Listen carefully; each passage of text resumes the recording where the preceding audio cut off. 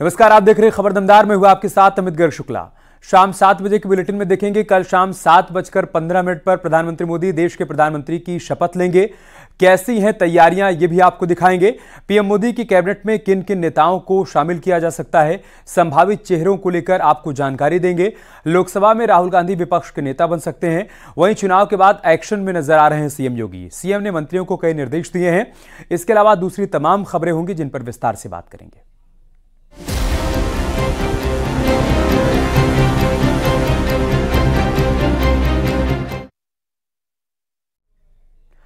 तो प्रधानमंत्री नरेंद्र मोदी कल शाम 7:15 पर तीसरी बार प्रधानमंत्री पद की शपथ लेंगे। राष्ट्रपति भवन में शपथ ग्रहण का कार्यक्रम होना है। 18वीं लोकसभा में एनडीए को मिली जीत के बाद राष्ट्रपति ने पीएम मोदी को सरकार बनाने के लिए आमंत्रित किया है। पीएम मोदी के शपथ ग्रहण को लेकर दिल्ली में सुरक्षा बेहद कड़ी कर दी गई है। सुरक्षा के पुख्ता इंतजाम किए जा रहे हैं। तैयारियों को अंतिम रूप दिया जा रहा है। कल शाम 7:15 पर तीसरी बार नरेंद्र मोदी देश के प्रधानमंत्री के तौर पर शपथ लेंगे।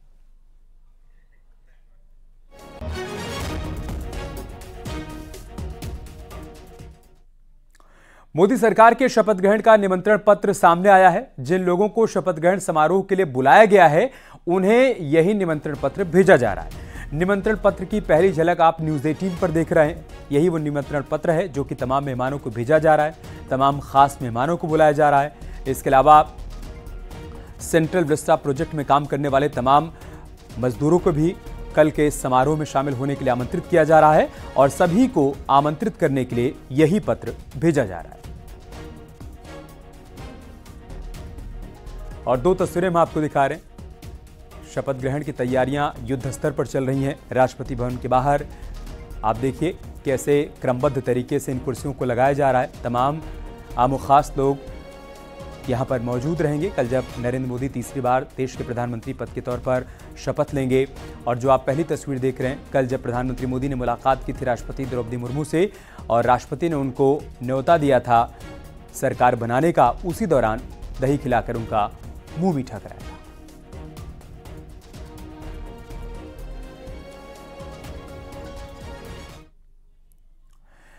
मोदी मंत्रिमंडल में यूपी से कौन कौन से चेहरे शामिल होंगे, इसको लेकर कई नाम आगे चल रहे हैं। सूत्रों के मुताबिक यूपी से 6 मंत्री बनाए जा सकते हैं। राजनाथ सिंह, जयंत चौधरी, अनुप्रिया पटेल, जितिन प्रसाद और दिनेश शर्मा का नाम मंत्री बनने की रेस में आगे चल रहा है। हरदोई से सांसद जयप्रकाश रावत को भी मंत्रिमंडल में जगह मिल सकती है। ये संभावित नाम है जो हम आपके सामने रख रहे हैं। राजनाथ सिंह एक बार फिर से मंत्रिमंडल का हिस्सा हो सकते हैं। जयंत चौधरी आरएलडी के मुखिया, उनको भी मंत्रिमंडल में शामिल किया जा सकता है। इसके अलावा अनुप्रिया पटेल पिछली सरकार में भी मंत्री थी। संभावना है कि इस बार भी वो मंत्रिमंडल का हिस्सा होंगे। एक नाम जितिन प्रसाद का है, वो इस बार पीलीभीत से चुनकर संसद पहुंचे हैं, लिहाजा उनको भी मंत्रिमंडल में शामिल किया जा सकता है। फिलहाल वो योगी मंत्रिमंडल का हिस्सा हैं। ऐसे में अगर वो मोदी मंत्रिमंडल का हिस्सा बनते हैं तो उनको उत्तर प्रदेश में मंत्री पद से इस्तीफा देना होगा।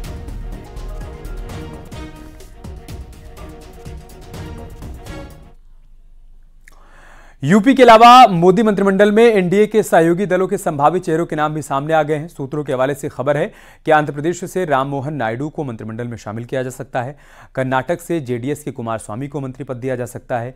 यूपी से अनुप्रिया पटेल और जयंत चौधरी को मंत्रिमंडल में शामिल किया जा सकता है। इसके अलावा बिहार से ललन सिंह, चिराग पासवान, संजय कुमार झा, रामनाथ ठाकुर, सुनील कुमार, कौशलेंद्र कुमार और जीतन राम मांझी का नाम भी शामिल है, जिन्हें मंत्रिमंडल में शामिल किया जा सकता है। इसके अलावा महाराष्ट्र से प्रताप राव जाधव या फिर श्रीरंग बरने को कैबिनेट मंत्री का पद दिया जा सकता है। इसके अलावा धैर्यशील संभाजीराव माने या फिर नरेश महस्के को राज्य मंत्री बनाया जा सकता है।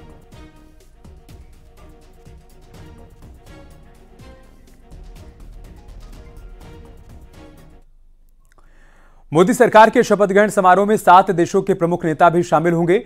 विदेश मंत्रालय के मुताबिक श्रीलंका के राष्ट्रपति रानिल विक्रमसिंघे, मालदीव के राष्ट्रपति मोहम्मद मुइजू, सेशल्स के उपराष्ट्रपति अहमद अफीक, बांग्लादेश के प्रधानमंत्री शेख हसीना, मॉरिशस के प्रधानमंत्री प्रविंद कुमार जुगनौथ, इसके अलावा नेपाल के प्रधानमंत्री पुष्पकमल दहल और भूटान के प्रधानमंत्री शेरिंग तोपगे शपथ ग्रहण समारोह में शामिल होंगे।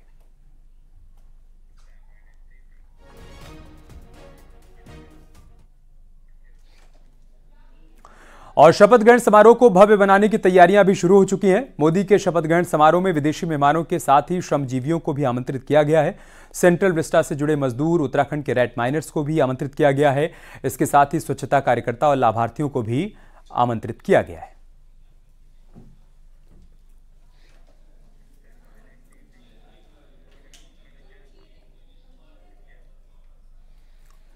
मोदी सरकार के शपथ ग्रहण के बाद बीजेपी अध्यक्ष जेपी नड्डा के आवास पर डिनर का भी आयोजन होगा।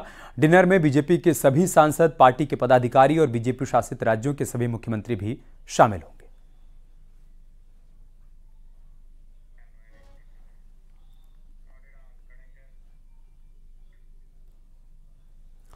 चुनाव खत्म होने के बाद सीएम योगी एक्शन में हैं। सीएम योगी ने आज मंत्रियों को निर्देश दिए हैं। सीएम योगी ने कहा कि संवाद, समन्वय और संवेदनशीलता की नीति के साथ मंत्री जनता के बीच जाएं और जनता की समस्याओं को सुनें, साथ ही समाधान सुनिश्चित कराएं। सीएम योगी ने कहा कि सरकार जनता के लिए वीआईपी कल्चर स्वीकार नहीं करेगी।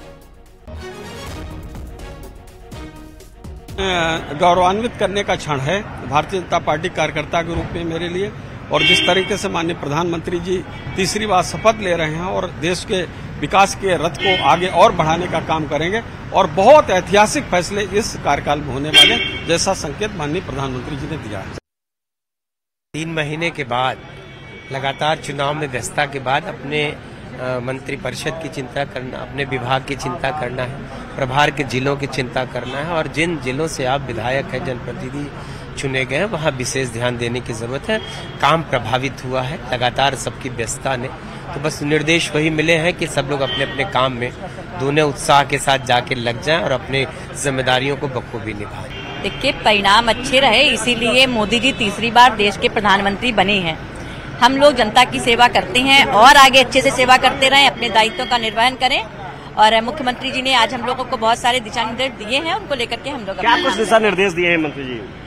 हम लोग अपने क्षेत्र में हम लोग को रहना है, विभागीय कार्यों को करना है, हम लोग का जो प्रभारी जनपद है उसमें काम करना है, तो यही सारे दिशा निर्देश जो हमेशा माननीय मुख्यमंत्री जी देते हैं। एक ही प्लान है, एक ही योजना है, गुड गवर्नेंस, कि हमको गुड गवर्नेंस को आगे बढ़ाना है, 1 ट्रिलियन इकोनॉमी के लक्ष्य को पार करना है। उसी पर हमको पूरी मेहनत के साथ आगे काम करना है। कांग्रेस संसदीय दल की बैठक में सोनिया गांधी संसदीय दल की नेता चुनी गई हैं। कांग्रेस के अध्यक्ष मल्लिकार्जुन खड़गे ने उनके नाम का प्रस्ताव रखा और सोनिया गांधी के नाम का प्रस्ताव पास हुआ। ध्वनि मत से सभी सांसदों ने उनको अपना नेता चुना।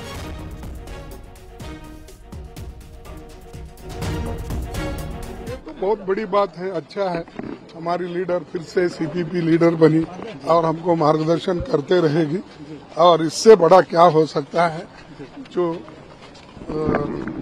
इंसान पार्टी के लिए पूरी अपनी खुशियां छोड़कर पार्टी की सेवा कर रही है, तो इसलिए मैं तो उनको सैल्यूट करता हूँ। ऐसे उनके तकलीफात में भी उन्होंने अपने सब काम पीछे रखकर देश के लिए वो पूरी ताकत लगा रही है।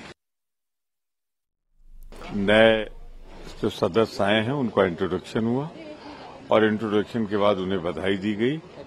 श्रीमती सोनिया गांधी को चेयरपर्सन प्रस्तावित किया गया और सर्वसम्मत से चुना गया। सर्वसम्मत से सबने एक ही अनुरोध किया है कि श्री राहुल गांधी जो आंख में आंख मिला के बात कर सकें, साहस से, निडरता के साथ, वो स्वीकार करें। और दिल्ली से हमारे सहयोगी शिवम इस वक्त हमारे साथ जुड़ चुके हैं, जो कि इस बैठक पर लगातार नजर बनाए हुए थे। शिवम, सोनिया को संसदीय दल का नेता चुन लिया गया, लेकिन क्या नेता विपक्ष को लेकर भी सहमति बन गई, उस पर फैसला लिया गया? देखिए, संसद की सेंट्रल हॉल में आज संसदीय दल की बैठक हुई थी। जैसा कि आपने बताया, सोनिया गांधी को नेता चुना गया। हालांकि सूत्र ये दावा कर रहे हैं कि इसी बैठक में सभी सांसदों ने फिर एक मत होकर राहुल गांधी से अपील की है कि वो लोकसभा में नेता का पद स्वीकार करें। हालांकि न्यूज 18 को मिले उच्च सूत्रों की जानकारी के मुताबिक राहुल गांधी ने फिलहाल सभी से कहा कि वो इसको लेकर चिंतन मनन करेंगे। सूत्र ये भी दावा कर रहे हैं कि राहुल गांधी एक विशेष रणनीति पर काम कर रहे हैं, जिसके तहत आने वाले समय में जिन राज्यों में चुनाव है वहां का कोई अगर लीडर ऑफ अपोजिशन बनता है तो राहुल गांधी को लगता है कि निश्चित तौर पर इसका फायदा मिलेगा। और इसका दूसरा पहलू यह है कि कांग्रेस ऐसा मानती है कि अगर झारखंड, हरियाणा और महाराष्ट्र के चुनावों में बीजेपी को सफलता नहीं मिलती है तो निश्चित तौर पर उनकी जो गठबंधन वाली सरकार है वो डगमगा जाएगी। ऐसे में कांग्रेस पार्टी ने आज की CWC CPP की इन दोनों बैठकों में सिर्फ अगले 3 चुनाव पर निशाना साधने के लिए सभी कार्यकर्ताओं को पार्टी के जो नीति निर्माता है उनको समझाया है और सूत्र बार बार ये दावा कर रहे हैं कि अब इन्हीं 3 राज्यों में से किसी एक जगह का नेता LOP बनाया जा सकता है। हालांकि कांग्रेस के कार्यकर्ता और सांसद सब एक मत से चाहते हैं कि राहुल गांधी लोकसभा में नेता बने, क्योंकि इस बार कांग्रेस के पास आंकड़ा भी अच्छा है, LOP का पद मिलेगा। एक संदेश भी पूरे देश में जाएगा कि सड़कों पर भी राहुल गांधी प्रधानमंत्री मोदी की नीतियों के खिलाफ है, बीजेपी के खिलाफ है, और संसद में भी अगर वो हर सदन में जवाब देंगे तो इससे न सिर्फ पार्टी की इमेज सुधरेगी बल्कि कार्यकर्ता। बहुत शुक्रिया शिवम आपका हमारे साथ जुड़ने के लिए और जानकारी हम तक पहुंचाने के लिए।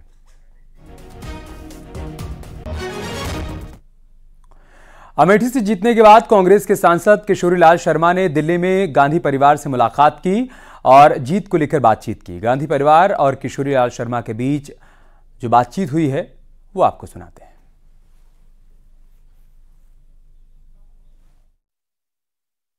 तो मैडम का भी बीच में बड़ा अच्छा मैसेज था तो उससे भी मेरे को थोड़ा सा बल मिला।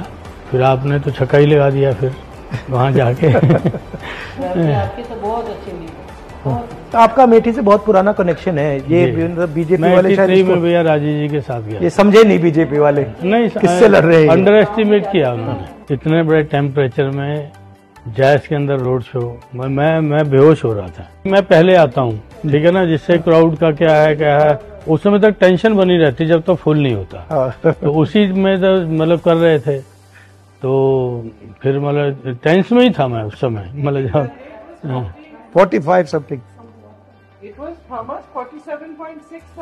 आपकी शर्ट जो थी हाँ उस दिन तो बहुत गर्मी थी। राहुल जी की पूरी शर्ट एकदम पसीने में भीगी हुई।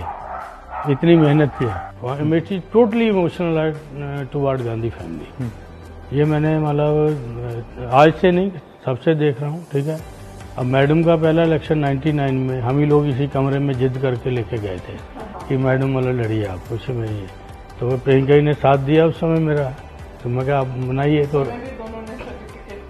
हाँ दोनों ने दिया। यूपी में कांग्रेस का परफॉर्मेंस कैसा लगा आपको? अच्छा लगा भैया।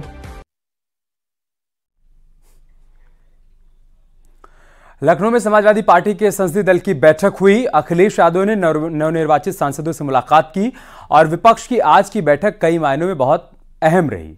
आगे की रणनीति पर विस्तार से चर्चा की गई। बैठक के बाद अखिलेश यादव ने कहा कि जनता के मुद्दों की जीत हुई है।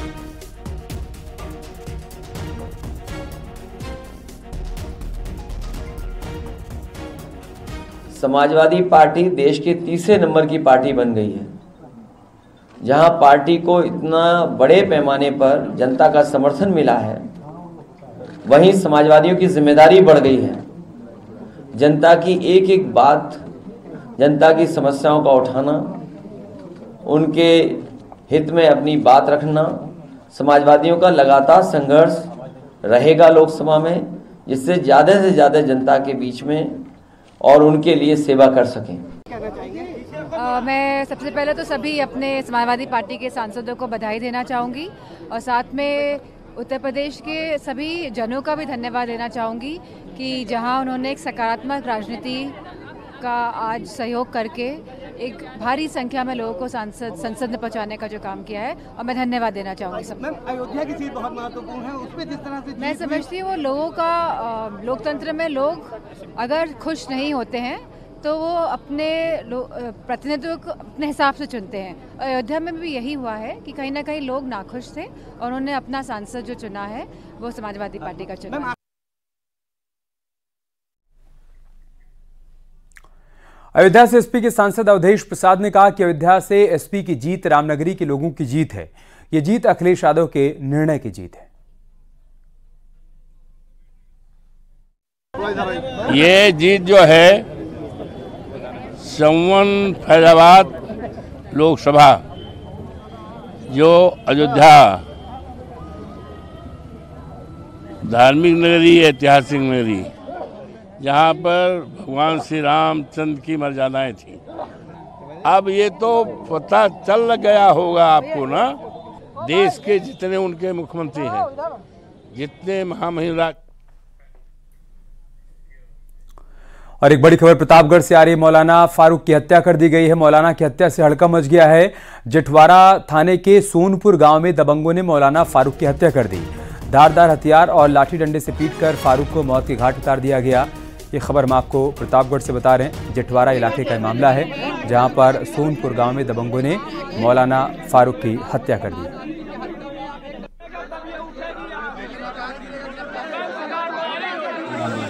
देखिए, ये आज सुबह जेठवाड़ा पुलिस को सूचना मिली थी कि सोनपुर में किसी पैसे के लेन देन ज़मीन के मामले के संबंध में एक व्यक्ति है, उनको चोट लगी हो और उनकी मौके पर मृत्यु हो गई। इस सूचना पे एसओ जेठवाड़ा और हम सब लोग पहुँचे थे और वहाँ पर जो परिवारजन है, परिवारजन से तहरीर प्राप्त की गई है। उनके पुत्र असद के द्वारा तहरीर दी गई है, जिसके आधार पर एक महिला और 4 पुरुषों के विरुद्ध, जो कि उसी गांव के रहने वाले हैं, उनके विरुद्ध अभियोग पंजीकृत किया गया है।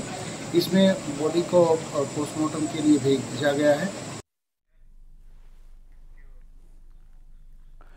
ग्रेटर नोएडा में अवैध कॉलोनियों को बुलडोजर चलाकर ध्वस्त किया गया। ग्रेटर नोएडा वेस्ट के तुसियाना गांव में अवैध कॉलोनियों पर बुलडोजर एक्शन देखने को मिला। 75,000 वर्ग मीटर जमीन को कब्जा मुक्त कराया गया। लगभग 500 करोड़ रुपए की कीमत जमीन को कब्जा मुक्त कराया गया है।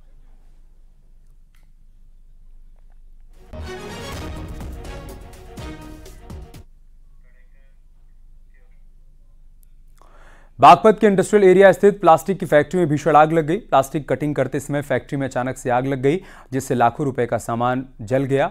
आग इतनी भयंकर थी कि चंद मिनटों में आग ने फैक्ट्री को अपनी आगोश में ले लिया। फैक्ट्री में रखा लाखों रुपए का सामान धू धू कर जल उठा। आग लगने की घटना के बाद फायर ब्रिगेड की कई गाड़ियों ने मौके पर पहुंचकर आग पर काबू पाया।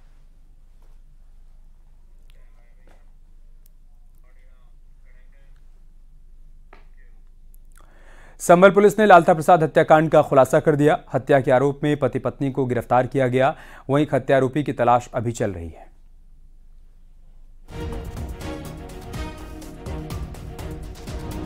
दिनांक 6 जून 2024 को थाना रजपुरा में ये सूचना प्राप्त हुई कि गांव सेमरी के ईख के खेत में एक व्यक्ति का शव पड़ा है। तुरंत मौके पर पुलिस पहुंची और उस व्यक्ति की शिनाख्त लालता प्रसाद पुत्र सोमवीर गांव तुमरिया खादर के रूप में हुई। परिवारजनों की तहरीर में इसमें तुरंत अभियोग पंजीकृत करके घटना के अनावरण के लिए टीमें गठित कर दी गई थी। मृतक के पोस्टमार्टम से हत्या का कारण दम घुटने से मृत्यु होना पाया गया है। विमलेश और जयपाल को गिरफ्तार कर न्यायिक अभिरक्षा में भेजा जा चुका है और नेमपाल पुत्र दौजी राम की गिरफ्तारी के लिए टीम निरंतर रूप से प्रयासरत है। रुक रहे छोटे से ब्रेक के लिए, जल्द लौटेंगे कुछ और खबरों के साथ।